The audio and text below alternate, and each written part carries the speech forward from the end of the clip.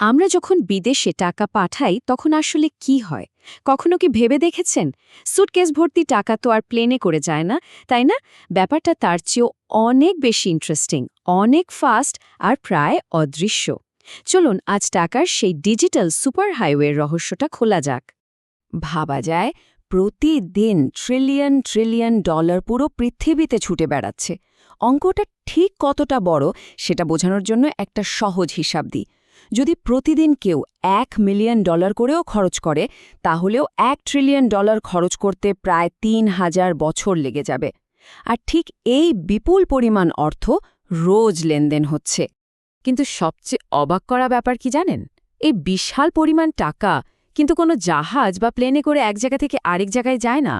এটা স্রেফ ডেটা হিসেবে মানে কিছু বিটস আর বাইটস হয়ে একটা গ্লোবাল নেটওয়ার্কের মধ্যে দিয়ে ছুটে চলে আর এই সব কিছু সম্ভব হচ্ছে শুধুমাত্র একটা জটিল ডিজিটাল সিস্টেমের কারণে তাহলে প্রশ্নটা হলো কিভাবে কাজ করে এই অদৃশ্য সিস্টেমটা যা পুরো বিশ্ব অর্থনীতিকে চালিয়ে নিয়ে যাচ্ছে চলুন এর গভীরে ঢোকা যাক আর ধাপে ধাপে পুরো বিষয়টা জেনে নেওয়া যাক সবকিছু শুরুতেই আছে একটা কমন ভাষা একটা ইউনিভার্সাল ল্যাঙ্গুয়েজ যা ব্যবহার করে ব্যাংকগুলো একে অপরের সাথে কথা বলে এটাকে বলতে পারেন টাকার গোপন কোড যা বলে দেয় অর্থটি কোথায় কিভাবে যাবে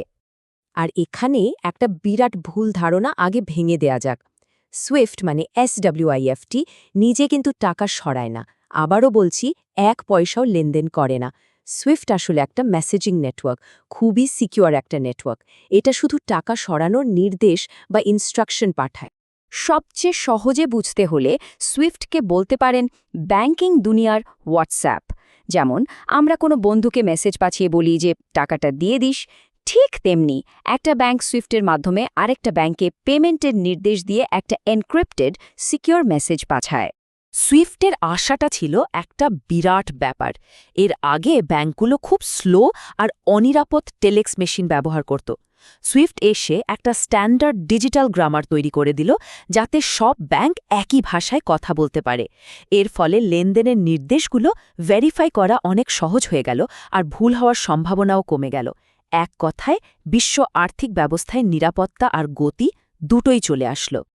বেশ তাহলে সুইফট যদি শুধু মেসেজ পাঠায় তাহলে আসল প্রশ্নটা তো থেকেই যাচ্ছে টাকাটা আসলে কিভাবে নড়াচড়া করে এই প্রশ্নটাই আমাদের সিস্টেমের পরের ধাপে আরও একটা ইন্টারেস্টিং পার্টি নিয়ে যায়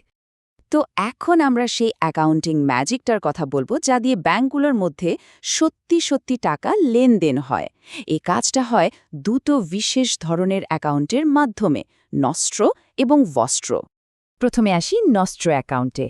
ল্যাটিন শব্দ নস্ট্রোর মানে হল আমাদের তার মানে নস্ট্র অ্যাকাউন্ট মানে হল অন্য কোনো ব্যাংকে রাখা আমাদের টাকা সহজ তাই না আর ঠিক তার উল্টোটা হল ভোস্ট্র অ্যাকাউন্ট ল্যাটিন ভোস্ট্র শব্দের অর্থ আপনাদের তার মানে আমাদের ব্যাংকে রাখা আপনাদের টাকা এটা আসলে একই অ্যাকাউন্টের অন্য দিক থেকে দেখা একটা ভিউ তাহলে আসল ব্যাপারটা হলো নস্ট্র আর ভস্ট্র কিন্তু দুটো আলাদা অ্যাকাউন্ট না এগুলো আসলে একই শেয়ার করা অ্যাকাউন্টের দুটো ভিন্ন নাম কোন ব্যাংক দেখছে তার উপর নির্ভর করে নামটা বদলে যায় অনেকটা একটা আয়নার মতো যেখানে দুটো ব্যাংকই নিজেদের লেনদেনের হিসাবটা পরিষ্কার দেখতে পায় কিন্তু একটা কথা ভাবুন তো পৃথিবীতে তো হাজার হাজার ব্যাংক আছে এমন তো হতেই পারে যে দুটো ব্যাংকের মধ্যে লেনদেন করতে হবে কিন্তু তাদের মধ্যে সরাসরি কোনো সম্পর্কই নেই তখন কি হবে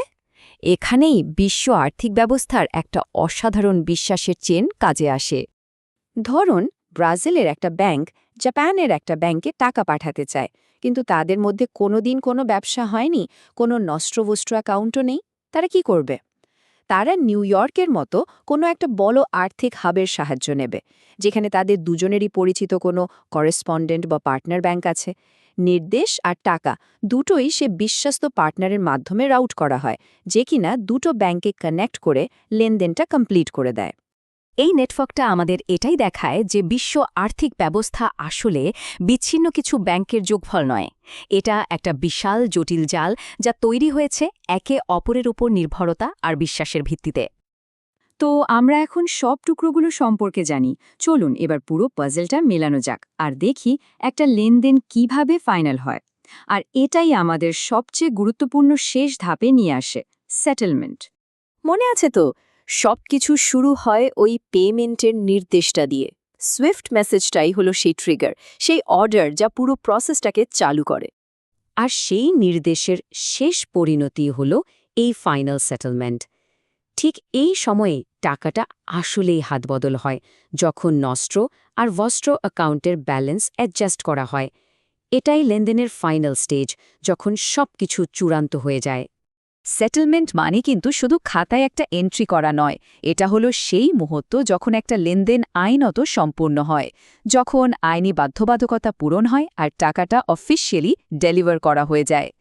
এই প্রক্রিয়ার নিখুঁত হওয়াটা খুব জরুরি, কারণ এখানে যে কোনো একটা ছোট ভুলও কিন্তু একটা ডমিনো এফেক্ট তৈরি করতে পারে, যা পুরো আর্থিক সিস্টেমের স্থিতিশীলতাকে বিপদে ফেলতে পারে।